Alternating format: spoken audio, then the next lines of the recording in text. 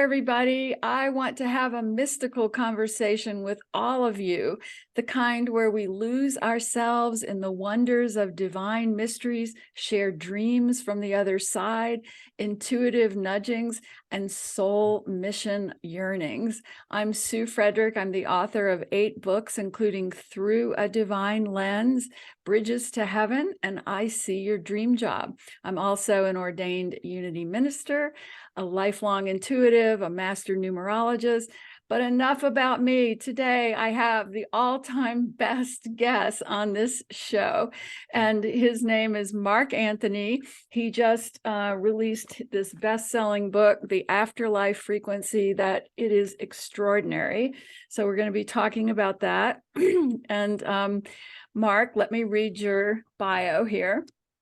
Mark Anthony, JD, psychic explorer, also known as the psychic lawyer, is a 4th-generation psychic medium who communicates with spirits. He is an Oxford-educated attorney. Did you guys hear that? Oxford-educated attorney, licensed to practice law in Florida, Washington, D.C., and before the United States Supreme Court. This psychic explorer travels to mystical locations in remote corners of the world to examine ancient mysteries and supernatural phenomena. Mark appears nationwide on TV and radio, including CBS's TV's The Doctors and Gaia TV's Beyond Belief with George Norrie. He is the co-host of the live stream show The Psychic and the Doc on the Transformation Network. He is a featured speaker at conferences, expos, and universities, which include Brown, Columbia, Harvard, and Yale. This is not a woo-woo person. Pay attention, everybody. He is a columnist for Best Holistic Life magazine. His latest bestseller, The Afterlife Frequency, is the gold winner of the COVR Visionary Awards, and it was up for a Pulitzer and ranked by prettyprogressive.com as one of the top books about faith in God. His other best-selling books are Never Letting Go and Evidence of Eternity. Say hello, Mark. Sue, thank you for having me on the program. It's such an honor to be here, and it's great to see you again, too. We met at the Helping Parents Heal conference, which was so extraordinary in August. And I wish all the listeners could have heard the keynote that Mark gave, because it so beautifully blended science with God and with spirituality and intuition. And in your book, your beautiful book that combines these things, I first wanted to ask you to talk about your brilliant concept of the electromagnetic soul. The electromagnetic soul describes what we really are, which is pure consciousness that is eternal electromagnetic energy. And I've spent my life studying God and theology, but also as an attorney, I've had to deal with scientists and forensics, and also as a near-death experience researcher, I'm fascinated with the science of the afterlife. And what we've seen, Sue, is that every great spiritual teacher, from the sages of ancient India through Zoroaster, Moses, Buddha, Confucius, Lao Tzu, Jesus, Muhammad, Native American spirituality, Yogananda, Paramahansa, you come all the way up to the modern age. All the great belief systems teach us that the soul, in which soul or spirit in terms of faith, that's what it's designated. In realms of science and psychology, we call it the consciousness. But it's the who and what we are. Who and what we are pre-exists the body, comes into the body, and then when the body ceases to function, it moves on. We know from the laws of thermodynamics and physics that energy is neither created nor destroyed, only transferred from one form to another. And we know from the field of neuroscience, which is the discipline that studies the human brain, that the brain has an electromagnetic field. But what we have seen in the last 50 years of near-death experience research is that the brain doesn't create consciousness. No more than your computer hard drive created Windows 10 or 11 or whatever operating system you're using. It merely hosts it and the data on it. So when we die, that energy gets transferred. And that's why I developed the electromagnetic soul to bridge the divide between faith and science. And yeah, it's funny because some people say, well, that sounds very clinical and it takes the spiritual element out of it. And no, it doesn't, because another way of looking at the word soul is an acronym for source of universal love. Wow. Say that again. That's beautiful. Yeah, the source of universal love. And that's what the electromagnetic soul is, because spirit communication, whether it's mediumship, a deathbed vision, a near-death experience, a visitation in a dream, an out-of-body experience, none of that is hocus pocus or imaginary. There is a reason for everything. And so I introduced the term the EMS, the electromagnetic soul, and the afterlife frequency, so that people can understand that all the different forms of contact that we have with spirits is actually explainable through science. Love it. Because, I work with so many grieving people. I've actually been doing this for decades. And it's one thing for us to say as a medium, I see your beautiful son here, but they go home and can doubt that. Right. Whereas if you're teaching them, this is a scientific measurable truth, and there's research going on to show how the soul survives death and even is able to be measured outside of the body. This suddenly gets the most cynical grieving person to start opening their mind and thinking, well, maybe I should consider this in a different way.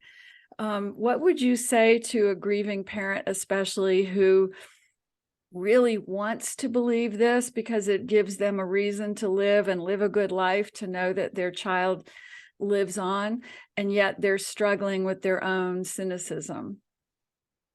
Well, I mean, certainly I believe that all of my books would be very helpful. My first book, Never Letting Go, is a guide on the journey through grief. And that's the gift you give to someone that's in that shock phase. Dr. Elizabeth Kubler-Ross, the late great Dr. Ross, she said that there's 5 stages of grief, but there's 2 phases. There's shock and then there's trauma. Shock occurs right when somebody dies. And after a couple of weeks, maybe a month or so, it will fade, but then it's the trauma that we live with. And that's why I wrote Never Letting Go, is to help people through that. And then when I was on the Never Letting Go tour, people were asking me the question that you just asked me and many others, like, is heaven real? Is God real? Do animals have souls? Is reincarnation? I mean, they started asking all these very profound questions, and that's what led me to write Evidence of Eternity. And Evidence of Eternity was so well received, people wanted to know more. And so that's why I developed several new terms to explain spiritual phenomenon based on 21st century science, the electromagnetic soul being one of them. And that's what guided me to write the afterlife frequency. And so I think that for parents who are grieving, no parent should have to go through that type of devastation. But the sad thing is, Sue, and to all the listeners, unfortunately, it happens. And when a child dies, it takes our future from us, because you feel that the parent is supposed to go first, not the child, and it completely pulls the rug out from underneath your world. And so it is important to embrace your emotions, to confront them, to understand them, but also to educate yourself to the reality of the afterlife. Because I think, and as a minister, I know that you know this, the most terrifying thing is to think that somebody that we loved so much has disintegrated into nothingness. Right. And we're both mediums, so we know that is not true. And we've both spent our lives studying this phenomenon. And I can assure you, nothing is farther from the truth. And once you begin to understand that, look, it's not going to take the pain and the devastation away, but it will make it tolerable and enable you to begin to live with it so that you want to step forward.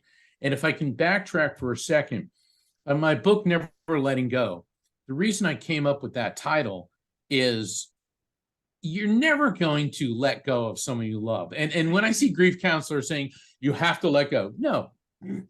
What you need to let go of is the pain and the sorrow of the death, but never let go of the love for the person who transitioned. That's what that means. And as you know, because you're such a spiritual seeker, I love that about you, that you can combine that with science so fluidly. But many people are educated as children in fundamental Christianity or Catholic beliefs. And so when they lose a child, especially if they lose a child to suicide or something like this, their trauma becomes that they have been taught that this means their child is in something called hell, which is crazy talk. Right. So would you talk about that for a moment? Suicide is such a complex behavior. And the truth is, it affects all of us. I can't think of anyone, myself included, whose life has not been touched by someone who died from suicide. My best friend, Billy, and Billy shows up in both Evidence of Eternity and the Afterlife Frequency. He was like my brother. We met when we were 11, grew up together. I mean, just traveled through Asia together. He was my adventure friend, and he died as a result of suicide. And all the religions come down very, very heavily on suicide.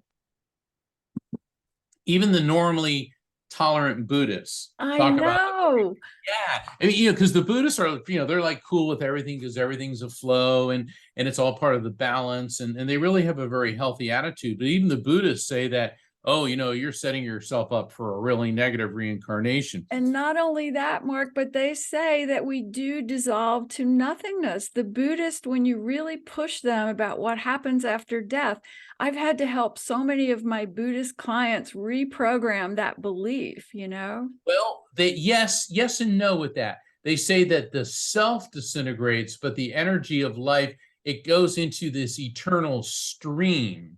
And then that energy will come back into another body. And they differ from Hinduism because Hinduism believes that we have an individualized soul, an Atman, which is what I believe. That's what the electromagnetic soul. Me too, so yeah. EMS, it combines both. Yes, it is a part of an eternal stream, but the who and what we are is contained within that. The reason religions come down so heavily on suicide is it's the deterrent effect. They want to deter people that if you do this, you're going to go to hell. If you do this, you're going to get reincarnated as something awful. To discourage it because it hurts people so very much. The survivors are devastated. And the road to hell is paved with good intentions. And while these religions, be it Buddhism, Christianity, Islam, Judaism, take such a grim view of suicide, what they didn't realize is how badly they're hurting the survivors. Yeah. And I've conducted throughout my life over 15,000 readings for people, and a lot of people, thousands of spirits who died by suicide come through, and I can assure you they are not in hell. They're not in hell. And in my presentation, I don't believe that no, at Helping Parents Heal, I didn't get into the history of hell. I do that in my book. Actually, you did a little bit. It was fascinating. Do you have a minute to talk about that? Certainly. Hell. Ooh, okay. You get all freaked out about it. And the thing is, in the Judeo-Christian Islamic tradition, Judaism, Islam, and Christianity are all outgrowths of the patriarch Abraham. That's why they're called the Abrahamic religions. And it cracks me up when they say, oh, well, the Muslim God's not the Christian God. It's like, yeah, when you study religion, it's all the same God. And when you study religion, it's all the same God. But outside of Jerusalem, in ancient Israel, there was a valley known as Gehenna. And if you were a dishonored person, or you couldn't afford a proper funeral, or you were a criminal, they took the bodies and they burned them in sulfur pits that they called brimstone. So if you were bad, that was fire, and brimstone was your destination. And while it wasn't a fundamental part of Jewish doctrine, it really caught on. It was a thing, you know. And so when Christianity is an outgrowth of Judaism, tales of Gehenna started getting incorporated. Then, of course, when the Muslims invaded the area, you know, they picked up on the whole Gehenna thing. And so by the 4th century, the Roman Empire, which included, you know, modern day Israel, Palestine, and by the 4th century, the gods of Mount Olympus pretty much faded. I mean, people weren't believing in that. It was, you know, it was like believing in comic book theology. And Christianity offered a more philosophical, a much deeper understanding of the cosmos and of eternal life. But unfortunately, one thing the Romans really understood was fear, and how to inflict it.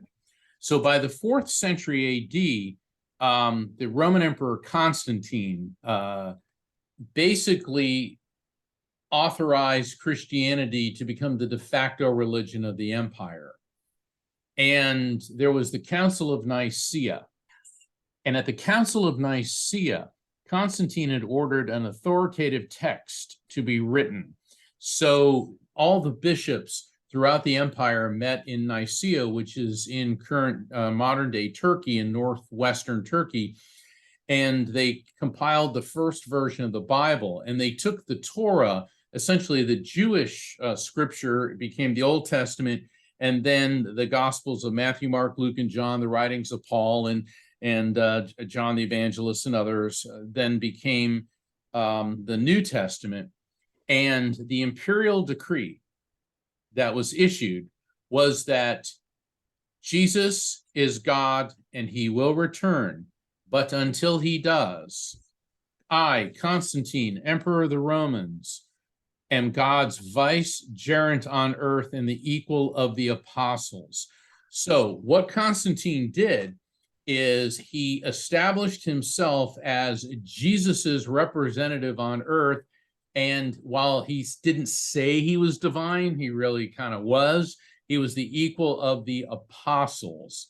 So now the religion of the empire was Christianity. And if you disobeyed the religion of the empire, you were committing a sin and you would be cast into eternal damnation. Meanwhile, on the northern border of the Roman Empire was, they call it Germania, which is basically Germany, Austria, and then to the north, the Scandinavian countries. They had the god Loki.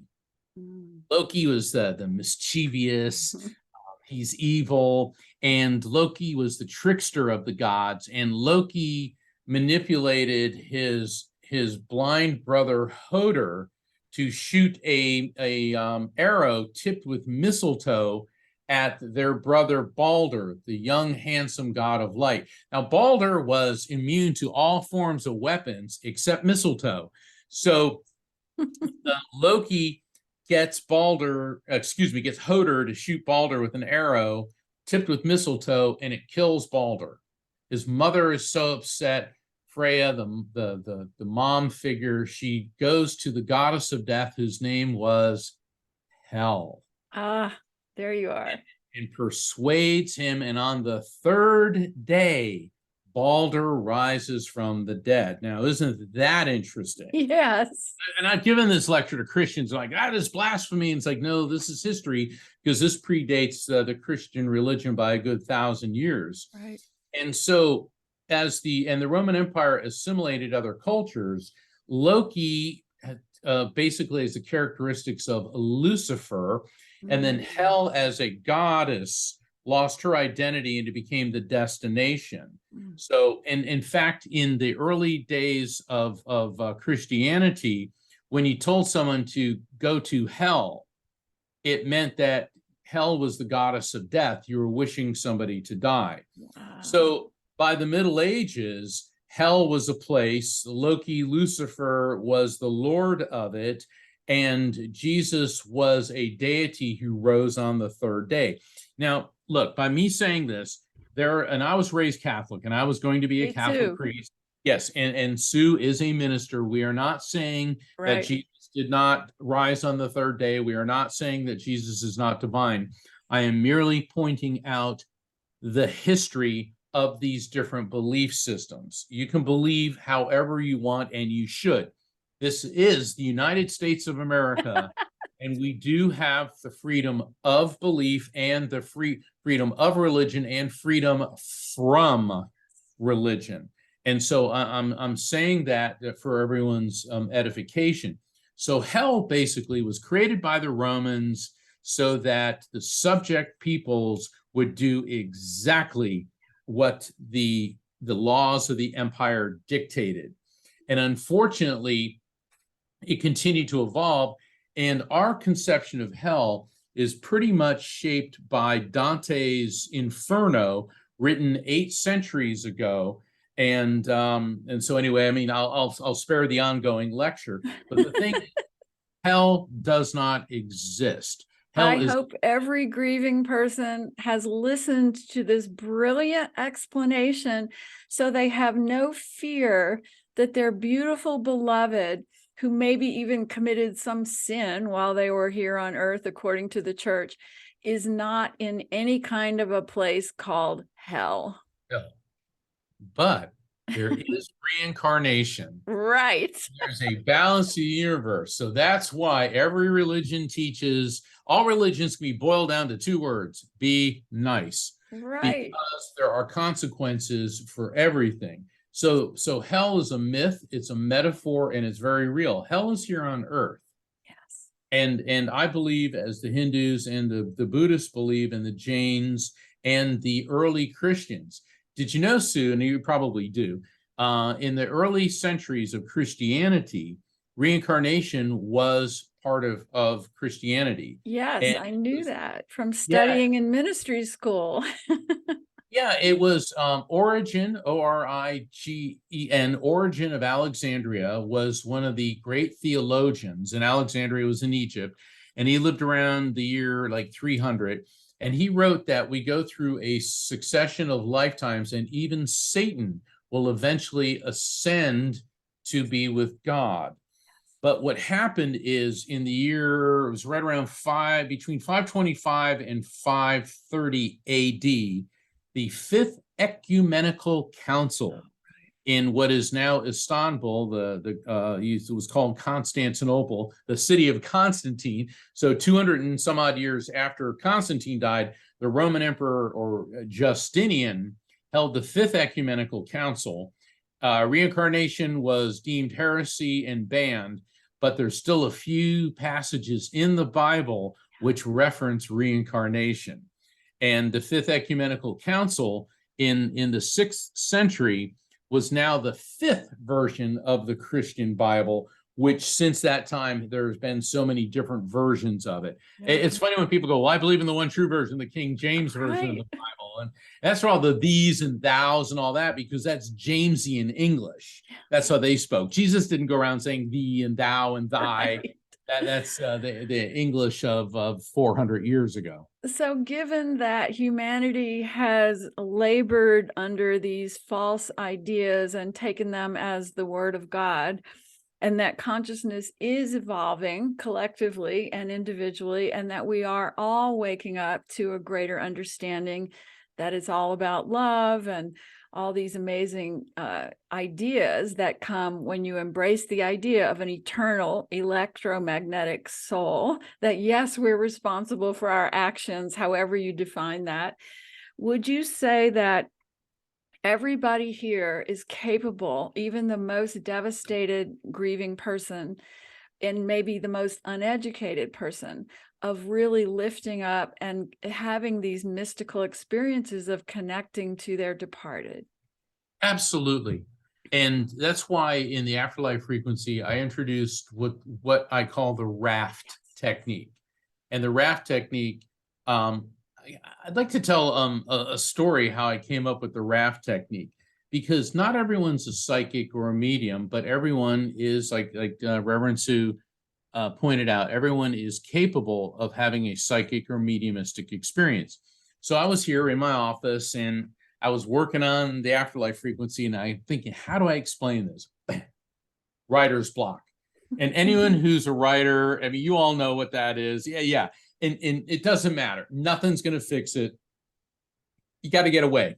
So I live near the ocean. So I thought, walking on the beach, I get some of my best ideas walking on the beach. So I'm heading down my driveway toward the ocean. It's a couple blocks away, and all of a sudden I get this tingly sensation. And I know that that's electromagnetic energy. And I do an about face because I'm not supposed to go to the beach. I'm being guided to this bike path near my house. So it's around 11 in the morning. I'm walking on the bike path, and I see these two shining objects on the bike path. And I walk up to them, and it's a nickel and a penny. Now, both of my parents were mediums. And my mom's family was of Italian descent. My dad's family was of English descent. My dad was a Navy SEAL and a NASA, aerospace engineer. And I see this nickel and the penny, and all of a sudden I hear my mom's voice. If it's heads down, it's bad luck. And I'm laughing because the Italian side of the family has the superstition for all occasions. Right. And then I hear dad's voice. It's money, grab it. All right. So I'm laughing, because it's like, all right, hey, mom and dad, and I pick up this nickel and this penny. I go, oh, 6 cents. And I go, 6 cents. I go, Right. okay. They're trying to tell me something. I go, blah, blah, blah.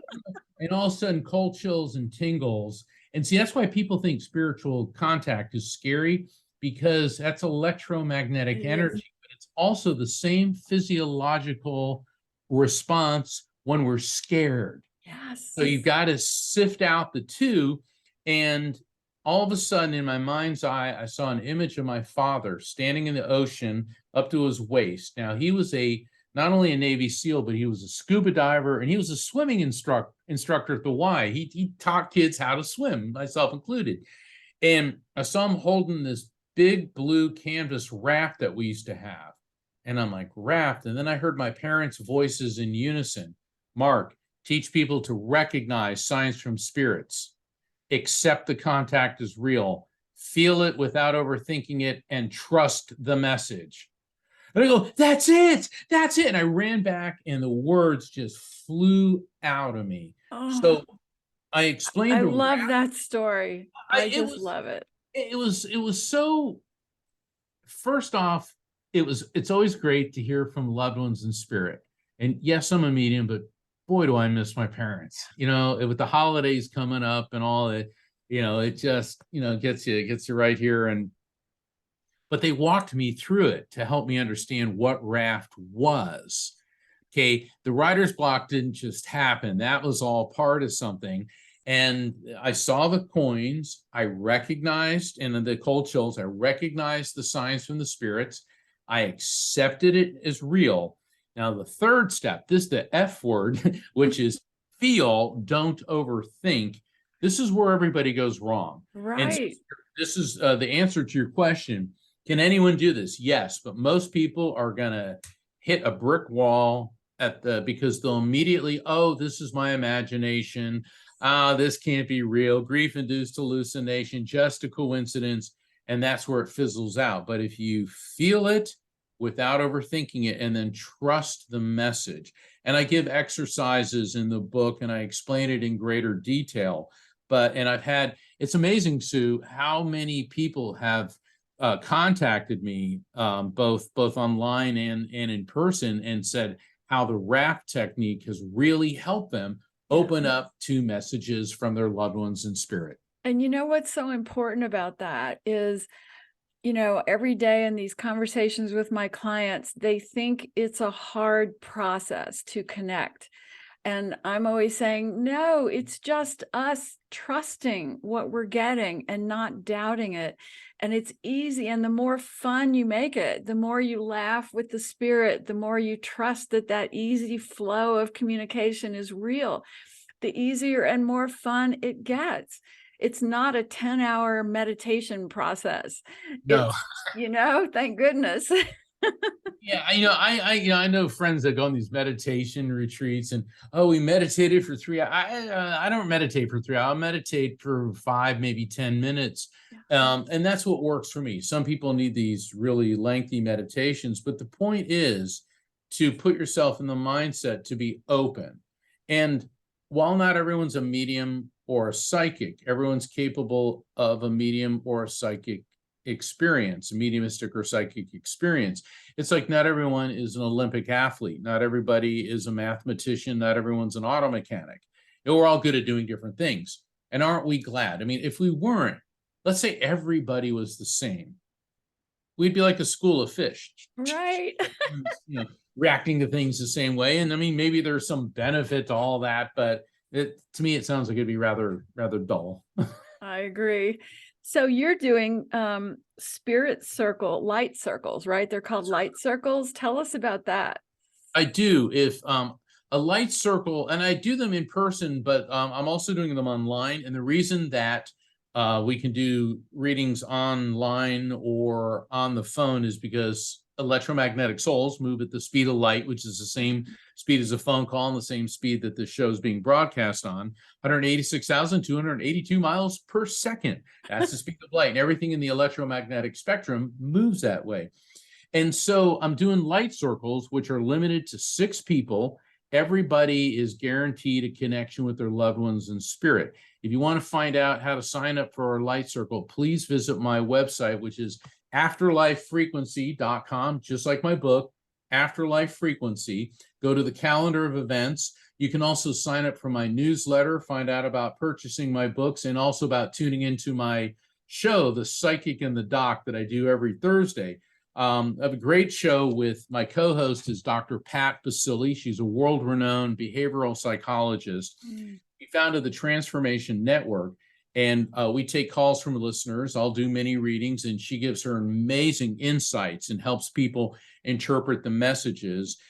We just celebrated our 2nd year on the air. We're going strong, and we're worldwide. In fact, we're on 24 AM and FM radio stations in Australia alone, let alone all throughout the US and in India and the UK. It's really great when we get callers from all over the globe. But if people want to find out about the light circle events or one-on-one readings, please visit my website, which is afterlifefrequency.com. So I have a final question. What's your next book? There's always a next book. I'm working on ideas for it, so you'll be one of the first to know. Thank you so much, Mark. I tell you what, I'm a mad fan ever since I heard your keynote at Helping Parents Heal and have been reading your book.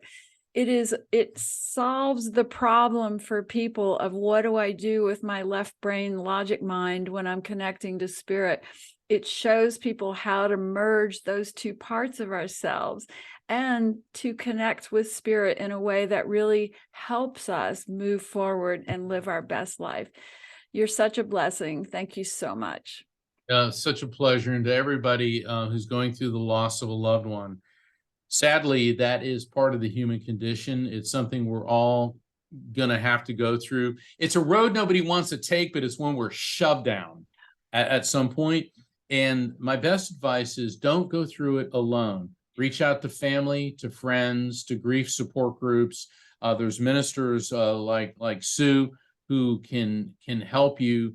Nobody should suffer in isolation. I agree. We are social creatures. Reach out. And if you want to learn more about my work, I'm at SueFrederick.com, and I work with grieving people all the time, helping them connect. So today you've had Mark's brilliant treatise on the merging of science, religion, and spirituality. And it is such a blessing to be with you, Mark. Take care, sweetheart. Thank you. God bless.